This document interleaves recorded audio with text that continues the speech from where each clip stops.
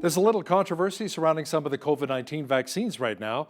After pushing Canadians to get the first vaccine they were offered, the medical advisors to the Trudeau Liberals now say the Moderna and Pfizer vaccines are the preferred options. To discuss this in more detail is political reporter Brian Lilley. Now, Brian, did some Canadians receive second-rate vaccines if they didn't get Pfizer or Moderna? Well, I wouldn't have thought so, but that's how the National Advisory Committee on Immunization made it sound. I mean, the words of Shelley Deeks, the vice chair of the committee, were that the preferred vaccines are the mRNA vaccines. That would be Pfizer and Moderna. That means AstraZeneca and Johnson and Johnson, which are viral vector vaccines, the more traditional type that we use for the flu and all kinds of other diseases, that those are somehow second rate. In fact, the chair even went on a TV interview and said that she would be really concerned if her sister took an AstraZeneca vaccine and then got blood clots and died from it. Okay, at that point, with those statements, you're making the 1.7 million Canadians that already took the AstraZeneca vaccine a little worried. And guess what? There's about another 600,000 across the country in pharmacies and doctors' offices and in clinics everywhere that we're still supposed to be using. Now, look, I think that the entire thing about blood clots, Hal, has been overblown, but I get where people would be scared. The blood clot issue is there, but it's for specific people. It's under certain conditions, age, gender, medical history, all of that. So talk to your doctor. I haven't been able to get an AstraZeneca shot. I would go and get one tomorrow if one were available to me. But the National Advisory Committee on Immunization has really made a lot of people have second thoughts about taking that or the Johnson and Johnson, which we're starting to get supply of. You know, Brian, you talk to a lot of Canadians, they would say one blood clot case or one low platelet count case is one too many, right? Now, when it comes to the vaccine, the Prime Minister received his recently, wasn't it, the Oxford AstraZeneca vaccine? Has he changed his tune when it comes to which vaccines Canadians should take? No, he hasn't. In fact, he's been one of the people hammering the message of take the first vaccine you're offered. And he raised some very good points. And you know that I am a very harsh critic of Justin Trudeau, but he pointed out, and this is the nuance that gets lost in the conversation about blood clots, the risk from COVID-19 is far greater than the risk from blood clots. Now, people that say we shouldn't have any vaccines and just let your immune system handle it, okay, have that argument, have that discussion. But if you catch COVID-19, you are far more likely, under all circumstances, to face harsher medical challenges, be it hospitalization, being put in the ICU, having long COVID if you survive, or dying. All those are far more likely than a single case of blood clots from AstraZeneca or the Johnson & Johnson. That has not been communicated well by the National Advisory Committee on Immunization. They have essentially, they sound like chickens with their heads cut off. Look, if we had the luxury of just saying, no, we're just going to use Pfizer or Moderna the way the Americans are because they have so much supply, so be it. But the UK has relied heavily on AstraZeneca. They have not had people dying in the streets from taking this shot. What they have had is incredible success in suppressing COVID-19 and reopening their society. And, so Trudeau's right when he says this is still a safe vaccine. It has been deemed safe by Health Canada, and I think they're right. You know, it's interesting though, Brian, our senior producer, she was just telling me today, her uncle and aunt out in Saskatchewan got the vaccine shot. She didn't specify which one, and they spent 3 or 4 days in the hospital. They became so ill after taking their COVID-19 vaccine shots. So it could be underlying health issues, I don't know, but I keep hearing more and more stories about that. I think that's what a lot of Albertans and a lot of Canadians are really concerned about. Now, speaking of Albertans, let's talk about Michelle Rempel-Garner, Calgary Tory MP and Conservative health critic. She's been asking about the vaccines in the House of Commons the past few days and has been receiving some strange answers. Tell me more about those. Well, the only good answer that she got from Health Minister Patty Hajdu was Canadians should talk to their doctors, which is what we should all do in terms of deciding what vaccine or when to get it or what's the best option. But she's been asking, because of these comments by the National Advisory Committee, well, what's the position of Health Canada? That's the ministry that Patty Hajdu, the health minister, oversees. she told Michelle Rempel Garner that by asking the question, she was instilling fear. No, the people instilling fear are the folks at the National Advisory Committee that are scaring people. Then the second day that she was asking questions on this, Michelle Rempel Garner was saying, okay, now for the 1.7 million Canadians that have received the AstraZeneca shot, are you recommending that they get Pfizer or Moderna? Will they need one shot or two shots of either of these vaccines to be fully immunized? There's a lot of people who are unsure about mixing and matching vaccines. It hasn't been done yet. There are studies underway now, but they're not complete. Patty Hajdu insulted Michelle Rempel Garner and said, it's as if you do not understand that this is an ongoing pandemic and things are changing. No, it's a valid question raised by her own constituents, raised by Canadians across the country, and Patty Hajdu just refuses to answer it. She doesn't even, offer an explanation of, thank you for the question. This is something that we're looking into. Things are evolving, and we will get back to you as soon as we have solid information. That's what she should have said. Instead, she insults her health critic, and by doing so, insults the millions of Canadians who are wondering the very same thing about themselves or a loved one. Brian, the issue of borders is front and center in the COVID-19 pandemic discussion. The Trudeau Liberals are having airports open, and they're saying, it's not really an issue. But you say data from the Public Health Agency of Canada says otherwise.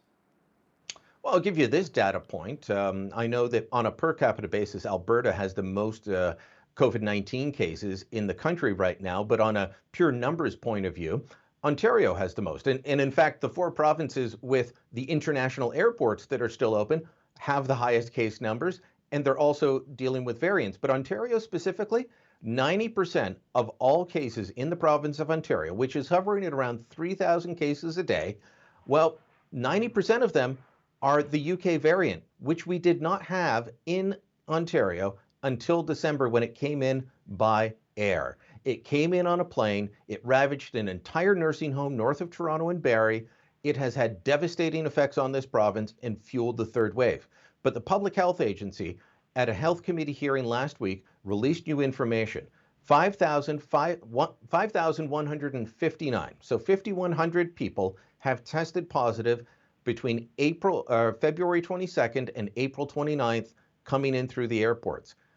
Guess what, Hal? 27% of them, more than a quarter, tested positive, not at the airport on day one. They tested positive at home. Why is that an issue? Because our quarantine rules say that you can, quarantine at home with your wife or your kids, or your wife and your kids and your grandparents and everybody else in the house. And they are all allowed to go to work, go to school, go shopping, do everything else. They could be catching COVID from you and then spreading it around the community. And then we say, oh, how'd these variants get in? How did this happen? How did we get to 90%? That's just the air border. I've asked the Public Health Agency for land border data. At this point, they have not given it to me. Now, some of those passengers you mentioned do not include the more than 500 people who have just decided to walk away and deal with fines, if need be, rather than dealing with a quarantine hotel? Yeah, look, I'm not a fan of the quarantine hotel, but it is what the government decided to do. We definitely need something better at our borders in terms of making sure that people are not bringing in COVID. But yeah, those 500 people who just said, forget it, I'm not doing this, they could be bringing COVID into the country that way. So could the many Canadians that are now flying to places like Buffalo, New York, or Bellingham, Washington, or Ogdensburg, New York, and then just coming across at one of the land border crossings. This is becoming a thing. You don't want to pay the $2,000 and stay in the hotel for 3 days? You drive across. You can get an airport taxi from Buffalo into Toronto or Bellingham into Vancouver that will cost you a heck of a lot less than that $2,000 hotel. So yeah, 500 people have done that. By the way, most of them in Vancouver and Toronto have been charged. In Calgary and Montreal, they're taking a different approach. Brian, the controversial vaccine passports are being discussed once again for those who want to travel internationally. Now, Prime Minister Trudeau says Canada wants to align with the other countries. What does that really mean for the average Canadian? Well, it's important to distinguish between vaccine passports for international travel and vaccine passports for doing things domestically. Some people get upset at even the idea that you have to have a vaccine passport to go to another country. guess what? Those already exist, and they existed before COVID. We don't have them between Canada and the United States because we tend to have the same vaccines, vaccination schedule for childhood diseases and other communicable diseases. And we know if there's an outbreak in one country or another. But if you go to many other countries, you need vaccines for cholera or yellow fever, and you have to show proof or you do not get in. We're going to see that spread after COVID-19. Now, that's not something that anybody can do anything about. If we want to go to another country as Canadians and we're not citizens, there's a good chance, very good chance, that we will have to show proof of vaccination in order to be able to enter. And we may do the same to people coming in from other countries, which is not a bad move. The scary move, though, would be if you don't have a vaccination, are you stopped from doing things inside your own country? I actually think that would be unconstitutional. I think it would be incredibly difficult to enforce, even if courts did uphold it. But politicians have been back and forth on this. Some have said yes, some have said no. The Prime Minister, by the way, hasn't been a big fan of internal vaccine passports. Premier Ford, Premier Kenney have not been big fans of them, but other politicians have been. And a lot of people in the private sector and a lot of citizens think we should have them. So I think we're going to see a fight over domestic ones. You're going to have to expect that they will exist on the international front. So I assume you're thinking of vaccine passports to go to maybe a store, restaurant, sporting event, or even a concert. That sort of thing could come in, but those are the ones that I think will be difficult to enforce and most likely be ruled unconstitutional. Doesn't mean that people won't try them. So that'll be the fight, is to go to a concert or a restaurant or a sporting event, somebody saying you can only get in if you show you're vaccinated. We will have no recourse if another country says, if you want to come visit us and you're not a citizen, you have to prove you're vaccinated. That is something we will simply have to deal with for the foreseeable future. Many residents in High River here in Alberta were convinced that the RCMP had kept a copy of the gun registry after the floods back in 2013. Now, a court case in Ontario shows what many are calling proof that there is a copy in existence. Yeah, these were legal documents forwarded to me that came from a lawyer, Ed Burlew, who's done more than 800 firearms-related cases in his long and storied career. And he was going through the documents that the Crown prosecutor sent over as part of discovery. And all of a sudden, he comes across a list of his client's firearms. It was a list provided to the Ontario Provincial Police by the RCMP. It included the make and model of the firearm, the serial number, and the firearm's identification number. Now, these were all shotguns and rifles that no longer were required to be registered.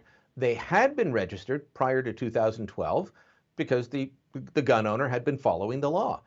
The giveaway that this was information from the registry is that the firearm's identification number was still attached to the information the RCMP sent to the OPP. I've published a story on this. Experts have agreed that yes, this is proof. The RCMP has yet to actually acknowledge my media request on this, other than to say, we have received your request and have actioned it. That's not even proper English, but it's what they sent me 5 days after I sent in the initial media request. Still waiting to hear back what the RCMP's explanation is for why they're in defiance of a law passed by Parliament and why they have information that their leadership swore up and down in court and before parliamentary committees that it didn't exist. Brian, we only have a few moments left here, but I wanted to chat with you about the Liberals and the Bill C-10, which the Conservatives are calling an attempt to police and censor the internet. Brian, even grandma's cat videos could be regulated by the CRTC? Absolutely. And even if the Liberals give into pressure by people like your own local MP, Rachel Harder, from the Conservatives, and take an amendment on that, there's still a lot in this bill that will say the music streaming service that you use on your phone and you pay a monthly fee for could enforce CanCon regulations. So you got to listen to 3 Nickelback songs before you can listen to whatever it is you were listening to before. Your audiobook service could force you to listen to Canadian books. There is so much in this legislation and so much of it that is wrong that I think the entire bill needs to be stopped. I'm not saying you can't do something about the web giants, which is something that the Liberals clearly want to do, but their way of going about it, regulating everything from the audiobooks I listen to Granny's cat videos, completely the wrong way to do it. Toronto Sun columnist and political junkie, also cat video junkie, Brian Lilley, thanks a lot for your time today. Thank you.